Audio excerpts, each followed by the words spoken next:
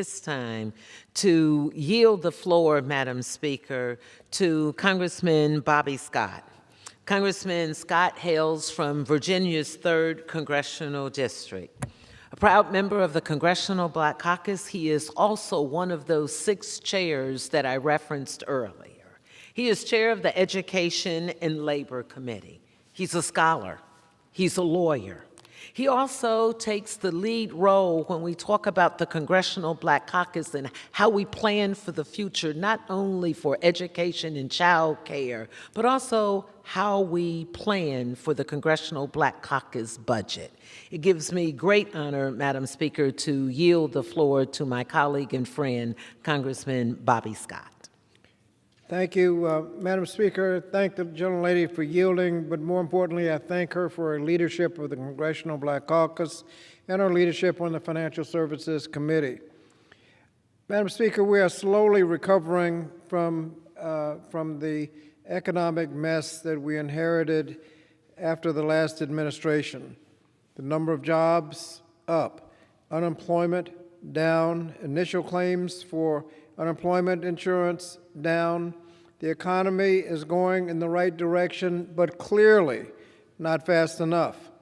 That's why the American Jobs Plan and the American Family Plan are so important.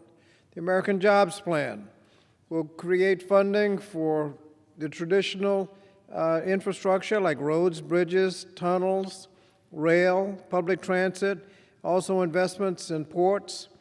Also proposes significant investment in broadband, and we've heard how important broadband is because it connects families and businesses to the internet and connects students to the internet. Those students who did not have connectivity could not take advantage of educational opportunities for over a year.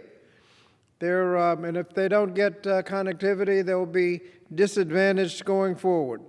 We need to have universal broadband, and the investments in the American Jobs Plan and the American Families Plan will go a long way towards universal access to broadband.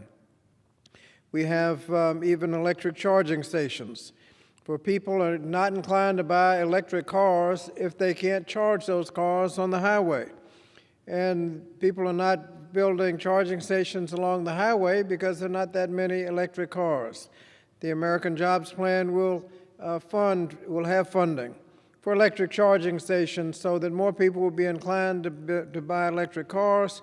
And not surprisingly, as soon as that happens, all of the restaurants up and down the highways will have charging stations, so people will be inclined to hook up, and while they're waiting, they'll go in and take advantage of the restaurant.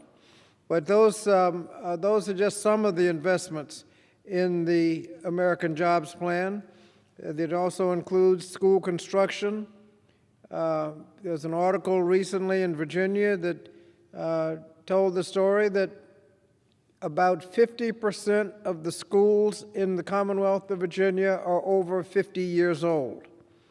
That sends a disappointing message to students when they're going into old schools.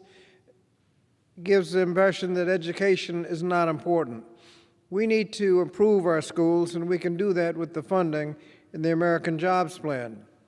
We have funding to improve housing that we've heard, and many other projects, creating millions of jobs, good-paying jobs, mostly union jobs where they're guaranteed to be able to negotiate a decent wage and equal pay for equal work.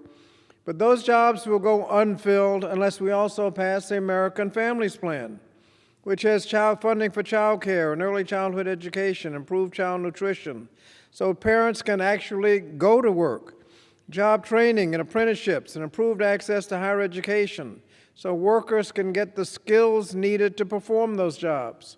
These bills will create millions of jobs and enable workers to perform those jobs, and these programs will be fiscally responsible because they will be paid for.